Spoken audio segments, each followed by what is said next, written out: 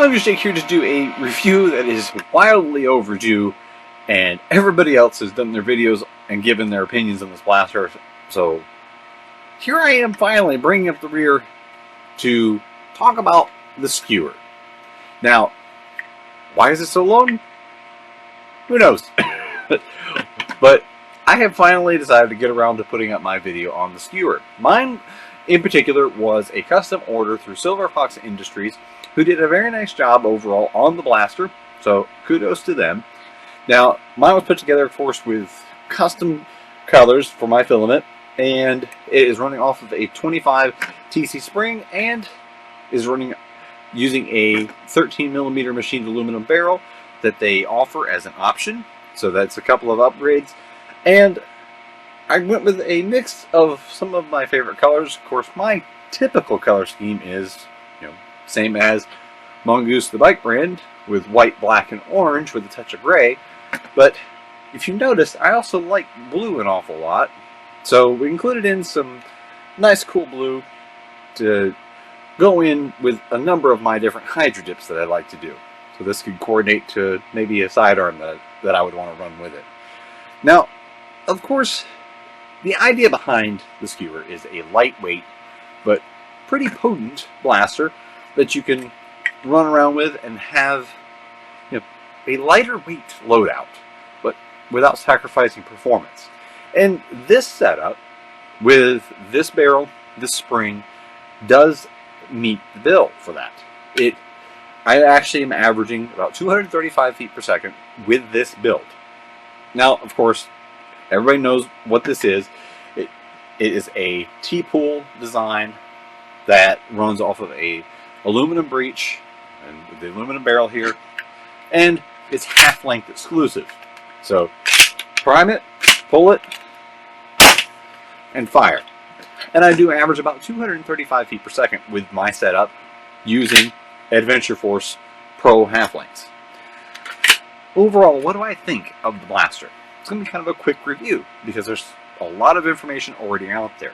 I'm not going to really give you anything groundbreaking. Overall, it's a pretty nice design, and it kind of harkens back to the earlier days. Even though, yes, this is now using machined aluminum parts, 3D printing, so it's kind of a modern take on the classic T-pool blaster. Now, there are a couple of issues. One, overall, this is basically a really long pistol.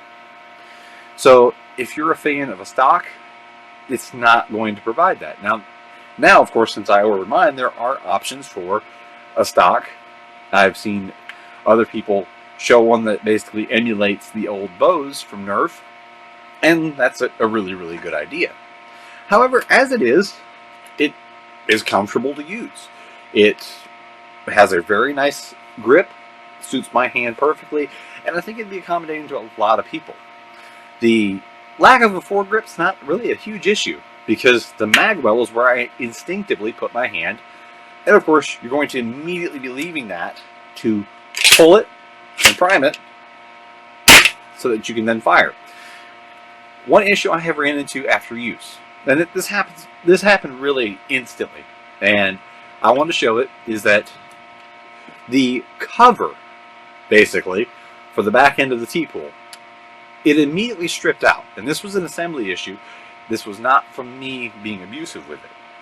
This screw here is very, very short. Come in real close. That is a very, very short screw. And when I received this, I had actually paid the upcharge to have it pre-assembled, because I want to test the blaster assembled with it, leaving me making human error mistakes out of it. This screw was already stripped out.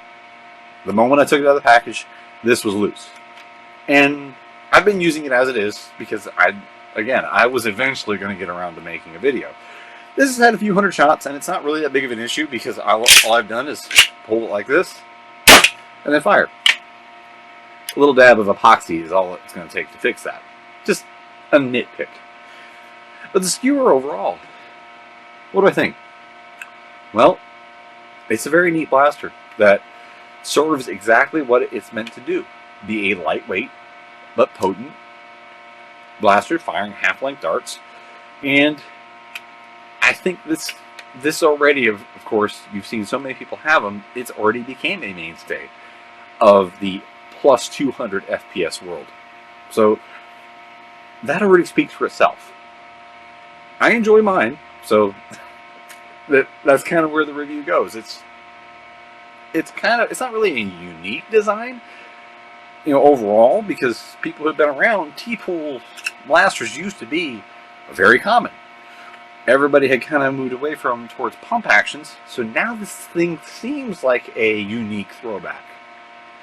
But as it is, it's a neat blaster, and you can't really judge it based on the cost. Mine, I paid for it myself, of course. Silver Fox didn't send this to me, but I can endorse them for one. Good service on their part. Took a little while, but they kept in contact with me here and there, and the quality of the print is significantly better than some other printing that I've bought and paid for myself, and I would highly recommend getting it from Silver Fox, because they're, with them, you're supporting somebody who is part of the hobby as well, and you can contact them and they will stay in contact with you, which is better than I can say for myself. I'm hard to reach sometimes, and they did a very good job of being in good communication. So kudos to Silver Fox. And the design of the blaster, of course, is by Caramel Designs, and they did a good job with this. There's really very little default. If you're somebody who has to have a stock, you're just going to have to look up options for that. It's kind of in the same boat as the Orange Modworks SR200, which I still have. I just recorded the video on the accessory kit, and while it's kind of in the same boat as that, I knew what I was getting into with this, and I don't feel like it has to have one in order for me to enjoy it. The ergonomics are really nice, even with the upgraded spring. The pull on this is really, really light and really, really easy, so I have no issues whatsoever. Very smooth operation, very reliable. This one has about 300 or 400 shots through it, so not a lot of use, but enough that I could see if there was an issue that was going to come up. But so far, I've loved it, and it's only seen actual, we'll say, battle usage once, but that's it. And even that, it's mostly been used for plinking in my testing, and I have really nothing to fault with it. It's a good blaster, good option. A lot of options out there, especially if you go through Silver Fox and look at all of those filament choices. You get to see all the little foxes showcasing the colors. I think it took me like 30 or 40 minutes to finally pick my colors. But the Skewer, everybody's already talked about it. Everybody already has been using it, so it's a proven design already. And I'm just kind of showing off mine, I guess. Otherwise, you guys have already seen these. But it's a good blaster, and it can be had inexpensively if you do so by keeping all the options down, or you can get up into the $160 price range like this one was, which I have to thank. I paid for this mostly with my own money, but my patrons did contribute partly.